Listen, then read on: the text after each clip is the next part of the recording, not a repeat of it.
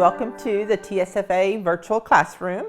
I'm Debbie Woltmann, Texas Master Florist, an instructor with Texas State Florist Association. My objective today is to introduce you to a lot of the terminology, tools, techniques, processes that are involved with floral design. I know many of you start off as newcomers to floral design. So this is a class that just kind of gets you up to speed on some of the items, and maybe for some of the experience it might just be a refresher class in some of the things, because new products come out throughout. I've been in the business 40 years and I've seen lots of new products come out. So there might be some new things that you haven't noticed yet. So first off, tools. I'm going to go through a few basic tools. You don't need a whole lot of tools to start these classes, but each student should have access to at least a knife, and there's some inexpensive little knives. I personally like one I can close because I drop it in my pocket a lot. So you can get the little $2 knives from the wholesaler, or you can invest in one that might cost $10 to $15. Scissors. You'll need some good scissors for cutting ribbon, for ribbon only. Don't cut stems, don't cut wires. Now some of the ribbons might have wires in them, so when you're cutting those, tend to cut way up here in the V of the scissor so you don't dull the tips. You'll need a good snips. This can be used for cutting stems and wires. A good bunch cutter, a pruning shear type. This is used to cut heavier stems. And then you'll need just a straight out wire cutter. Now these were purchased at a floral wholesale house. Witness, they're all yellow. But you can source some of these things at the big box stores and different places like that. So shop around for your best price, because I know you're going to probably want 20, 30 sets in your classroom. I've seen a lot of teachers have like little plastic boxes for each set, for each student. And that way they can turn them at the end of class and use them for the next class period. The one thing we want to instruct today is how to properly use a knife, because I've seen a lot of students uncomfortable with a knife. A lot of teachers and a lot of florists are still uncomfortable with a knife. But get a good grip on your knife. You take your stem, hold it securely, lock your thumb. You're moving the stem. I'm not moving my thumb. I'm moving the stem away from me, and that's how I cut. Just like that. So you might spend a whole class period, gather a bunch of stems and just have the students practice with that knife, because until they get comfortable with it, they're never going to pick up speed on floral designing. I see a lot of this, and that's not good. So practice, practice, practice. So much of the stuff in this business is practice, practice, practice. So let's move these stems out the way. I'm going to take a second and move the tools. Okay, next up is flower types. Flowers can be categorized into 4 different types. One is the line flower, which is obviously straight in the line. Snapdragon, stock, liatris, gladiolus, to name a few. The next type of flower is your mass, M-A-S-S. These are flowers, typically they're round flowers. These are flowers that are used to solid in the arrangement, to mass. You use a lot of them in the arrangement to fill spaces, to fill those negative spots. Things like roses, carnations, the hydrangea. The third type of flower is going to be, and I have several of these, so I brought 2 vases. These are the form, F-O-R-M, focal flowers. These are things that have a lot of interest to them, like the lilies, the iris, spider mums, gerbers, your proteas. These are things that you used in the dominant part of the arrangement, in the focal area of the arrangement, because they lend a lot of interest to the arrangement. And then our fourth type of flower is going to be the old term is filler. Nowadays we call them accent flowers. These are things like your blupuriums, status, your spray chrysanthemums, and your status. This is a different type of status. These are things that you would use to accent the arrangement, to fill it in. So hence the old term filler flowers, the new term accent.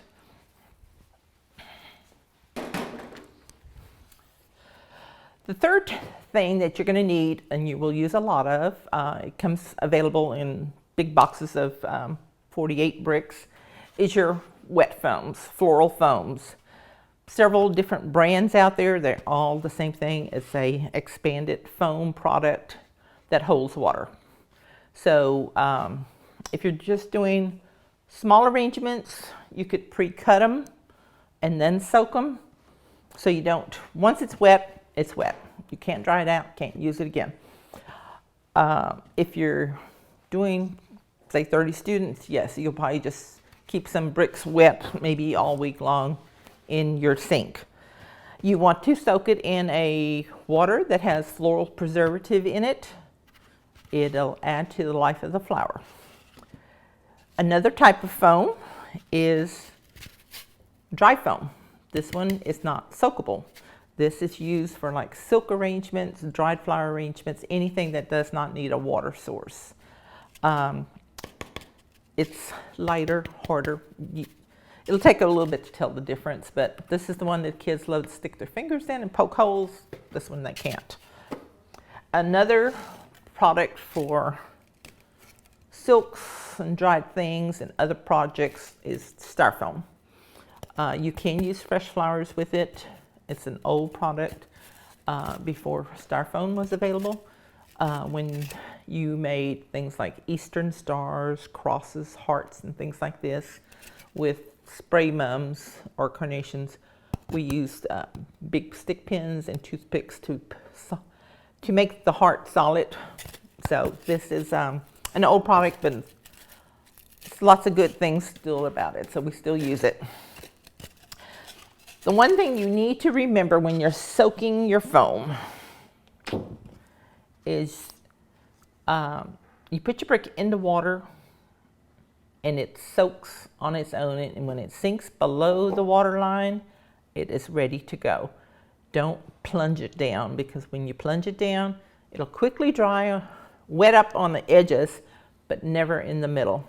So then later when you're doing a flower arrangement and you stick your flower in, it might wind up in that dry spot, and that's why you have one that prematurely wilts and the rest are fine. And it's like, well, why did that one flower wilt?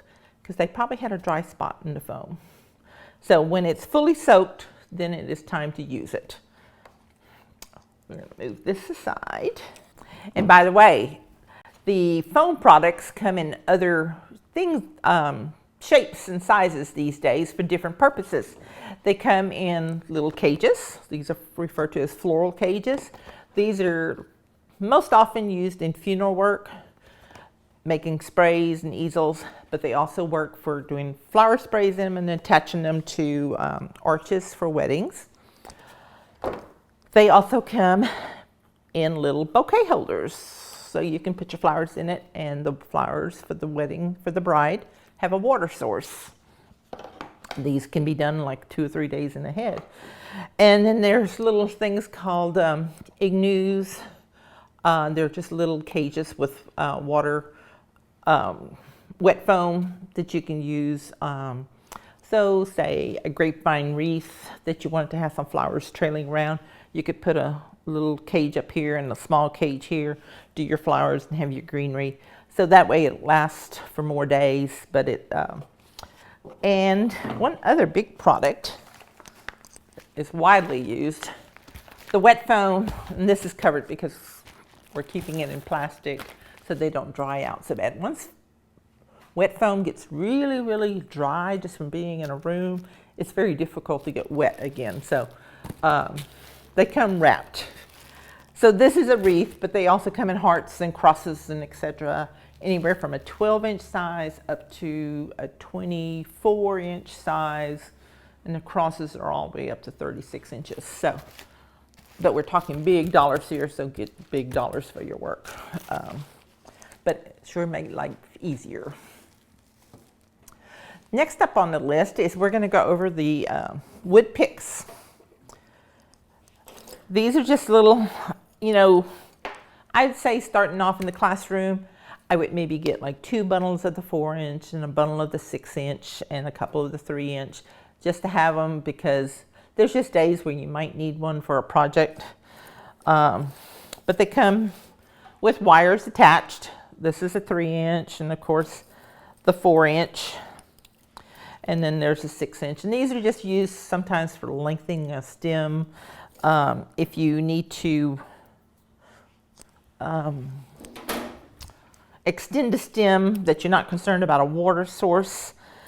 When you're attaching a pick to a stem, lay the pick next to the stem, take the wire, go around the flower stem itself once or twice, and then you need to go around the pick and the stem, and then you wind up on just the wood pick with the end, and that way you get no slippage.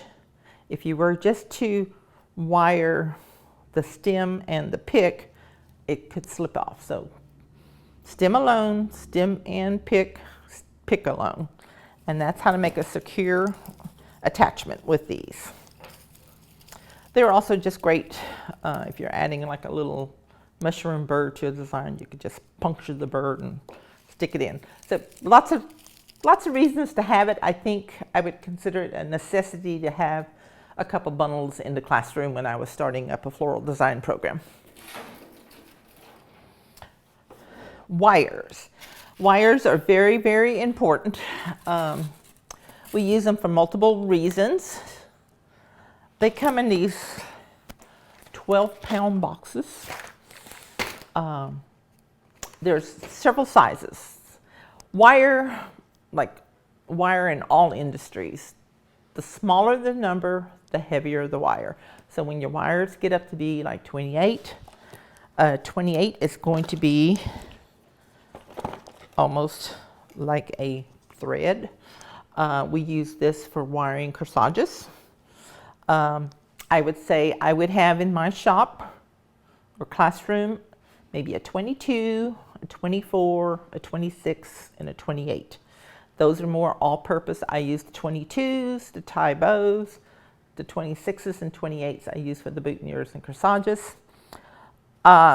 You could get a 20 or 18. Not that usable, but you know, I'm telling you, if you buy a box of 18 gauge, you will probably have it for life. But if you're working with sunflowers and you want that sunflower to do something, you may need to put a number 18 wire on it. We use the wires to either, as in the purpose of a corsage, you use the wire to replace the stem. So you don't have a big thick stem in your corsage. So you replace it with a wire. You use a wire to strengthen a stem. If you have a flower that's kind of, if you had a flower that was just a little floppy, weak neck, you could puncture it at the top in the calyx, and you would spin a wire down, maybe once or twice. You don't want to excessively spin it down, but it would strengthen the stem and hold the head up. And then the other reason would be if you wanted to manipulate a stem. If you were doing a design that you wanted to have, say if you wanted the flower to arch down over here, I would wire it with a wire, a heavy wire, so that I could bend it and get it to do that and stay in place. That would be the purpose of wires. At this point, I think I need to demonstrate how to tape a wire. And this alone could be another whole class period. Let me talk about the corsage tapes right fast, and then that'll be putting those two things together. So corsage tape, it is basically a waxed crepe paper. You use it to cover wires, to work with corsages. I would stock, there's many colors, but I would only stock a light green, a dark green, a white, and a brown. You might even consider not having these two in the beginning. If your budget's tight, get the dark green and the light green. I tend to want to match the color of the tape to the original stem of the flower. Like Gerber's would be the light green, and maybe roses. Boutonniere work is done most attractively in a dark green. So to begin off taping in the classroom, it takes practice.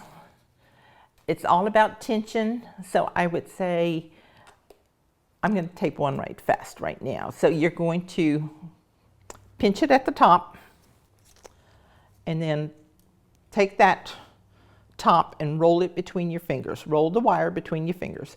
With the other hand, you're pulling on the tape and stretching it.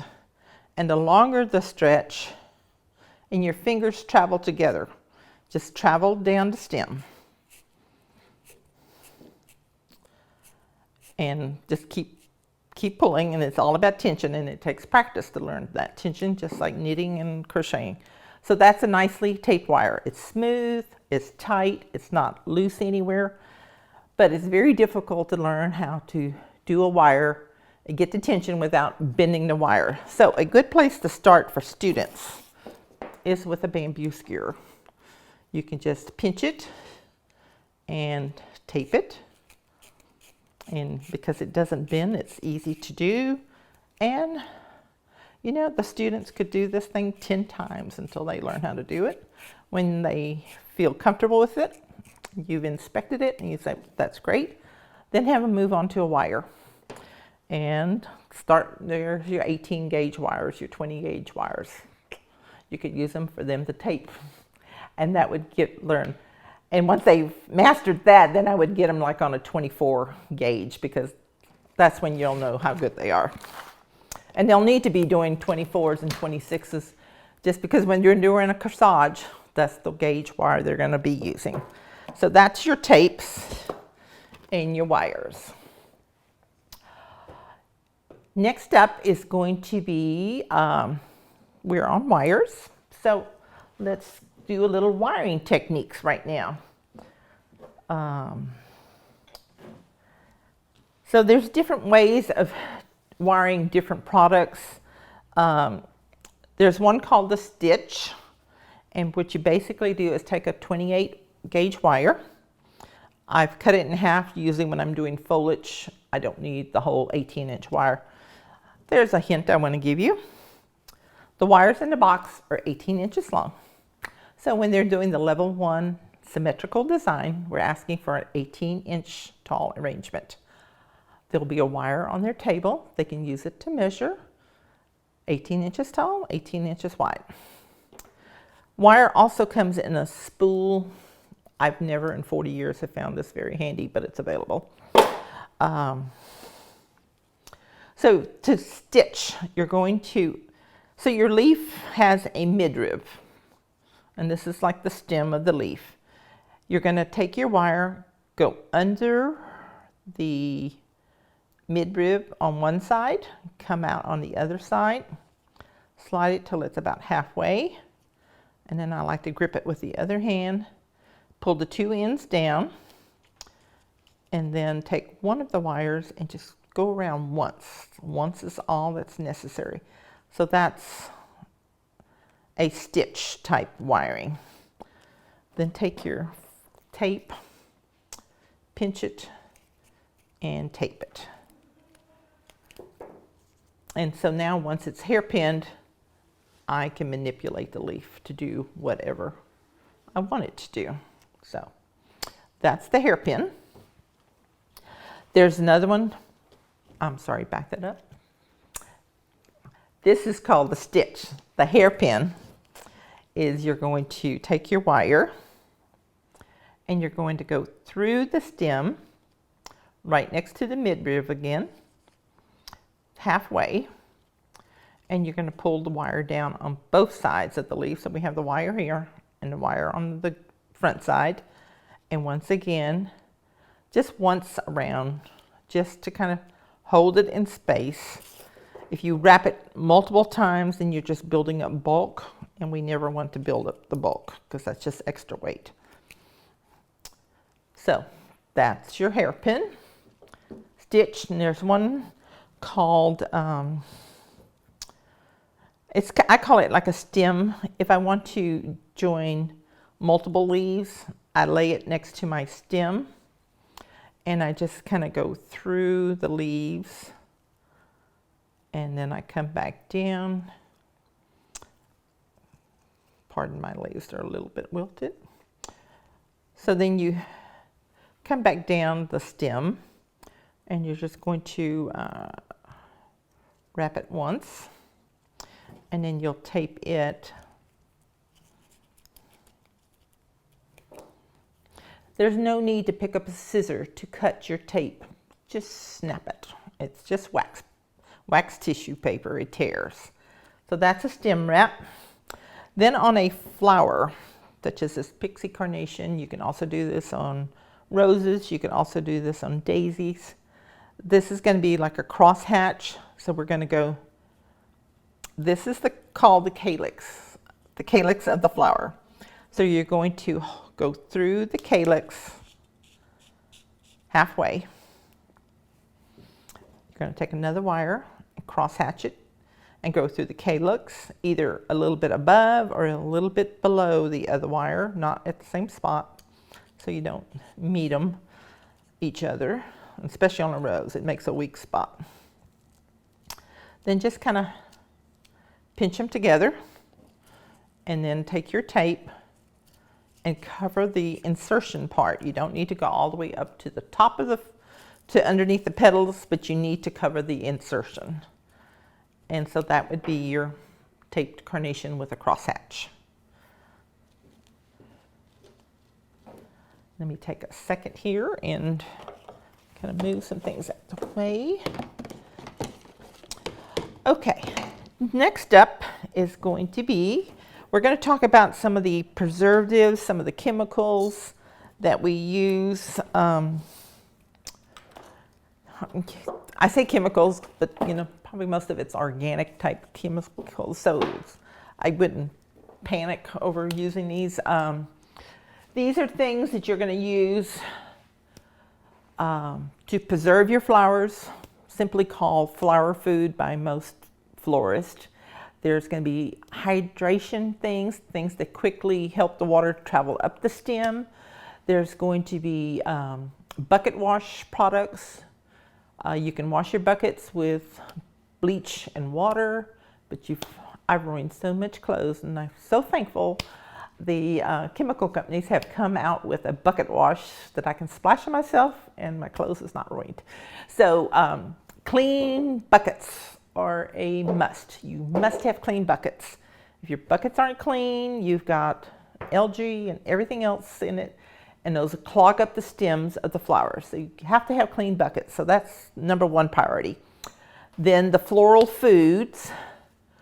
I don't have an actual example of a floral food, but there's several major companies that make products, and the foods have sugars and acids to keep down the growth of keep the water more acidic than alkaline, because acidic waters don't grow algae as easily.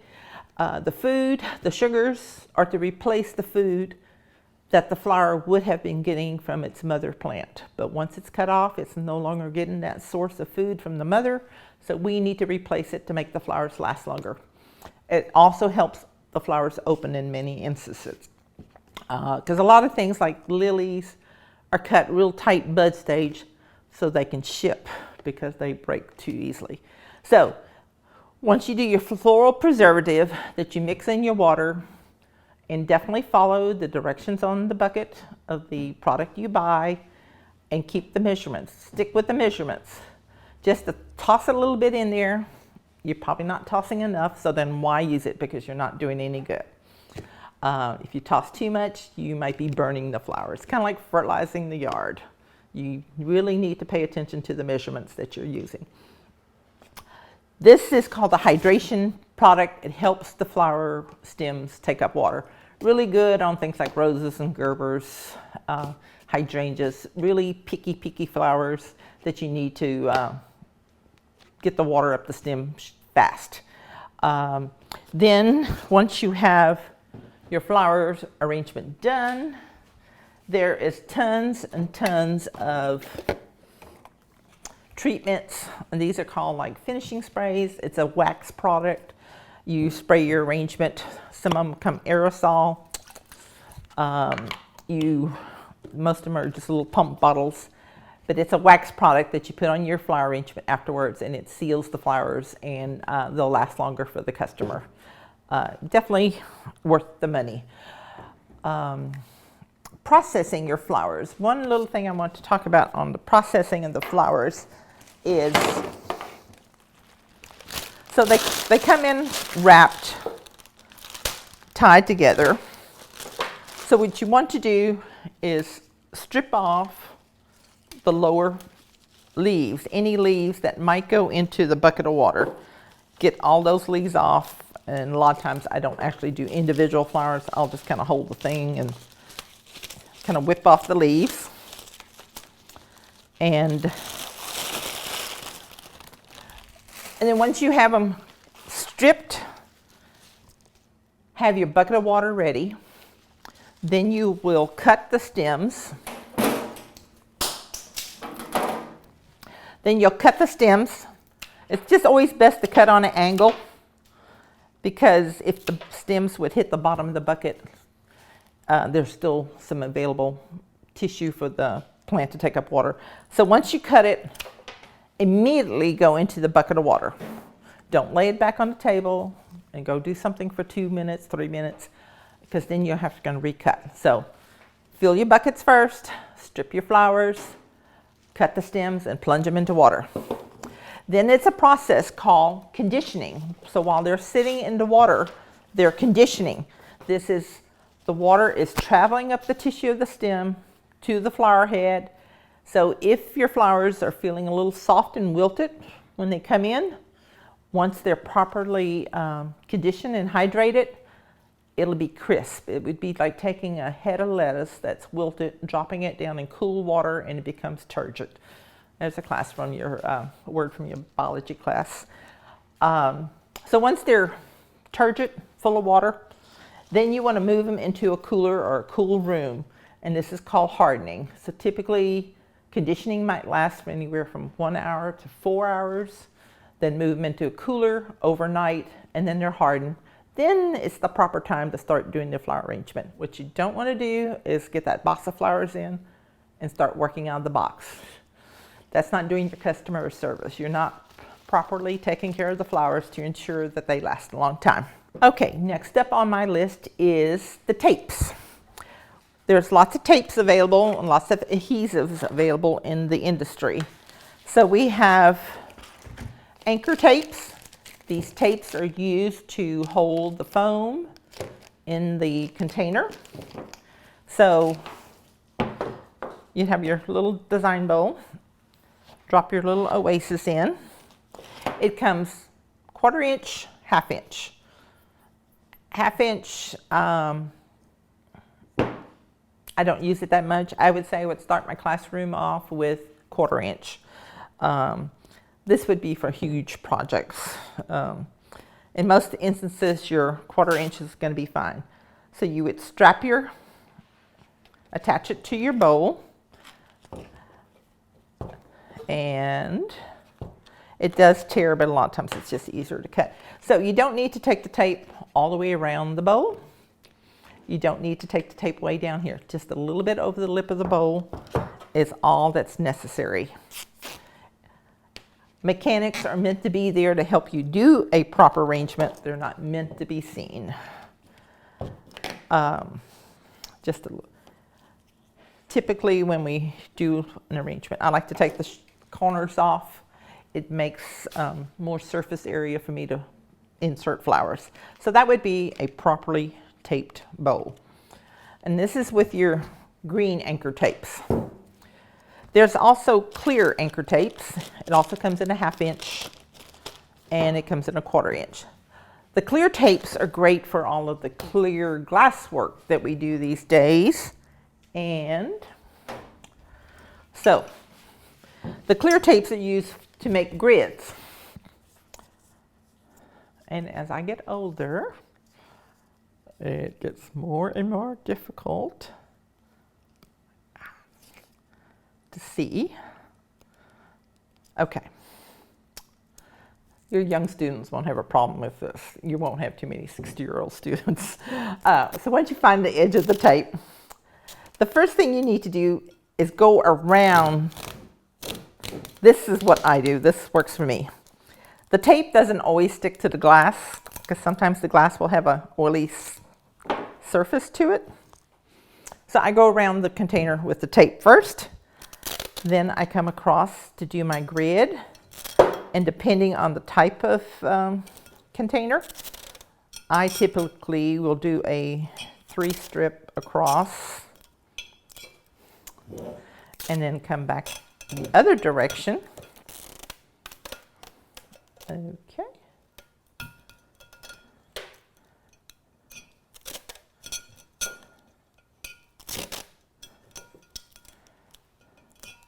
Okay, so you've got 3 across, 3 across, and then I come across the top of those with another strip around the top of the vase.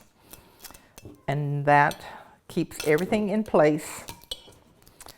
And then you can always kind of clean it up. If you've got some that are too long, if they're too long and your flowers aren't going to come over the top of the bowl enough, then you want to groom it up and clean it up. Because a big part of the presentation of the arrangement is that it looks good and all your little grooming details are done. So at this point, then you would put the water in it.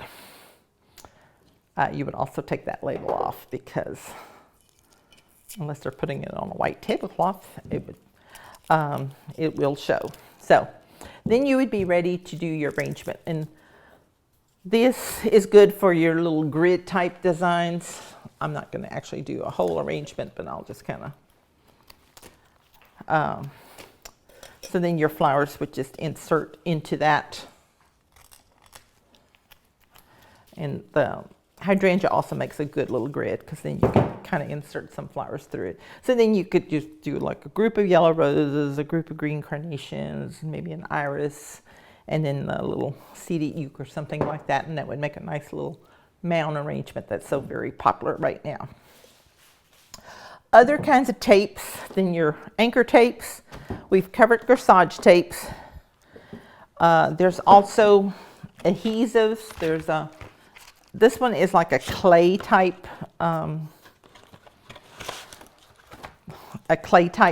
product. It's just really gummy. It's used for sticking. If you wanted to stick like a pillar candle to a base of a vase or something, you would put the clay underneath the candle, and then you can anchor it down. And it'll even hold in a wet situation if both surfaces are dry in the beginning. The other type of adhesives that we use, this is called pan melt. They're like little pellets. They also come in a yellow color. You would put it in, this is a very tiny little skillet. There's typically a 4-inch skillet that most shops have that you put these in, you melt them, and then you can dip your stems into the glue, and then you can glue them. Used very much with silk arrangements. Hot glue, which I'm sure everybody is familiar with, is another type of glue. And then the other glue that we love is the cold glues. This is a floral adhesive. This one's used like to make wristlet corsages, the glue flowers.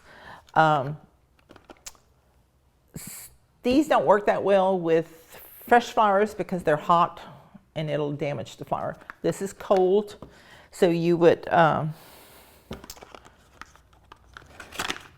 comes in this handy dandy little tube. So you would put glue on the flower, and say if you were gluing it to ribbon, put a little glue in the ribbon, And then when they both get a little tacky, put it together and it holds very, very well. Do yourself a favor when you get your box, open it and cut it and make this handy dandy little holder to hold your glue, because when you lay it down, it just dribbles all over the table. So be smart and fix yourself up right away at the beginning. These are some decorative wires. This is aluminum wire. It's very, very flexible. You could use it on a Gerber stem to give the Gerber some support and add a little funky color to it. You can take it and ball it up into, I would need more, but you could make a little grid that you could, so pretend that I had this little cube that wasn't gridded anymore. I could put this wire grid inside the little cube to hold the flower stems that I put through it. This is one that's called rustic wire. It kind of looks like grapevine. It comes in a green also. It's just kind of, it's an additional little thing to have in the classroom. If you have some advanced students that maybe be working on different kinds of projects than other basic designs, this would be just kind of handy to have around. This one is called bind wire. So if you were doing like a hand-tied spiral bouquet, this would be something you could use to tie the bouquet off. It comes in this natural and a green, and that might be, or maybe a brown too, but bind wire. Okay, so on this one you see that I've wrapped it with tape because I made the mistake of taking the plastic wrap off, and it just kind of goes poof. So leave the plastic wrap on it and pull it from the inside like a ball of twine. Just telling you up front so you don't have to do what I did. Learn from your mistakes. Thank you for attending this class. I hope I've filled you in on some of the things you need to start your class to get the classroom ready. I would say attend as many sessions as you can to learn things. Your wholesalers are a wealth of information. Go to the wholesalers, walk through their supplies, see what they got, talk to the people. They'll tell you what they are and what they can be used for. Most all the wholesalers have giveaway catalogs. Get your hands on a couple of catalogs to go through, circle what you need, find out what your budget is, and set yourself up with the basics first. And then if you've got money left over, then kind of have a little fun and get yourself some other products. Like, I didn't cover this, but this is U-glue. This is like the most fabulous stuff. It's like little glue dots. So there's tons of wonderful things in the industry. So take advantage of them. And I hope to see you at some actual classes and not just virtual classes. And one quick little promo. Probably the best tool for you is knowledge. We have this notebook that's basically a floral design for high school teachers and high school students. So thank you for attending, and if you have any questions, give TSFA a call. Thanks.